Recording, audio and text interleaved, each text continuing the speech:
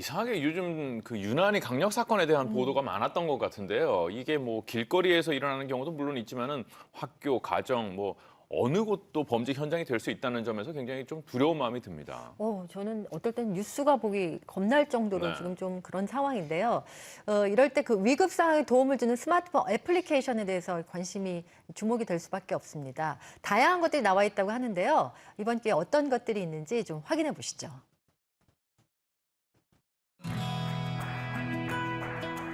2달 전 이사를 했다는 직장인 강소영 씨는 요즘 다시 이사갈 집을 구하고 있다는데요.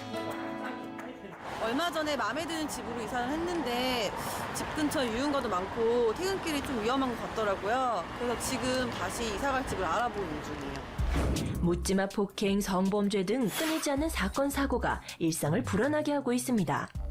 특히 여성들은 이런 범죄에 더 취약할 수밖에 없는데요. 실제로 지난해 여성을 대상으로 하는 강력범죄 수는 남성의 7배가 넘습니다. 정부와 지자체가 다양한 안전대책을 내놓고 있는데요.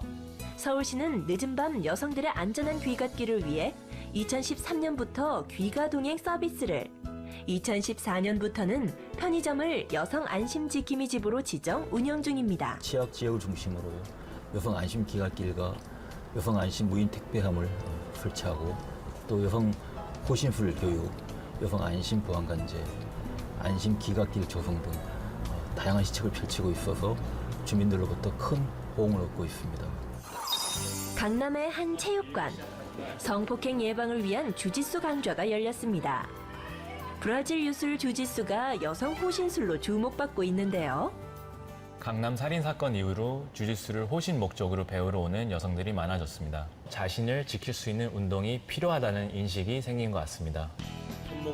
참가자들은 범죄 상황을 가정해 주짓수 동작을 배워봤습니다.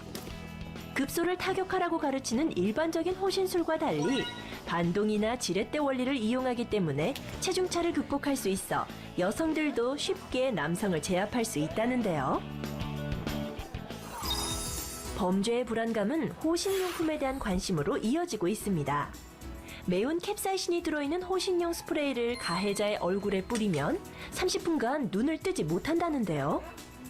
강력 사건이 나고 난 다음에는 이런 호신용품이 불티나게 한 몇 달 동안은 판매가 되고 평상시보다는 보통 한 10여 배 이상 이렇게 판매가 되고 있습니다.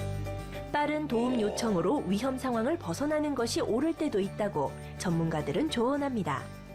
누구나 항상 소지하고 다니는 스마트폰이 호신품으로 주목받고 있는데요. 주부 강희영 씨의 스마트폰에는 거치대인 스마트링이 붙어져 있습니다. 그런데 단순한 편의장치만은 아니라는데요. 요즘 세상이 너무 험하다 보니까 호신용으로 단 건데요. 위급 상황이 발생했을 때 스마트링 안쪽의 비상 버튼을 누르면 미리 설정해둔 가족, 지인에게 위치 정보와 현장 상황이 녹음된 음성 파일이 메시지로 전송된다는데요. 딸 수영이의 스마트폰에도 스마트링을 붙이고 작동법을 설명해 주는데요. 버튼을 누르자 엄마의 스마트폰에 이내 위치 정보가 담긴 문자 메시지가 도착합니다. 방금 나눈 대화도 녹음돼 메시지에 첨부돼 있는데요. 스마트폰을 늘 손에 쥐고 있거든요. 근데 다른 호신용품은 위험한 상황에 가방에서 꺼내야 되는 불편함이라든지 그런 게 있는데 이거는 스마트폰 화면이 꺼져 있거나 블루투스 연결이 안 되더라도 이 버튼만 누르면 신속히 상황이 전달이 되더라고요. 위급 상황 전달용 호신용품은 최근 잇따라 발생한 청소년 대상 범죄 예방과 나홀로 점포를 운영하는 여성 사업자, 독거 어른들의 가족 연락용으로 쓰인다는데요. 최근에는 스마트폰과 IoT 기술을 접목한 다양한 호신용품들이 선보이고 있는데요. 잦은 배터리 교체나 충전이 필요 없는 제품, 블루투스 통신 페어링과 같은 불편함이 없는 제품, 그리고 항상 휴대하기 편한 제품 등 꼼꼼히 따져보시는 것이 좋습니다. 범죄의 피해자가 되는 것은 한순간. 범죄는 내 주변에서 언제든지 발생할 수 있다는 것을 명심하고 범죄 예방 습관을 갖추어 피해를 막는 것이 무엇보다 중요하겠습니다.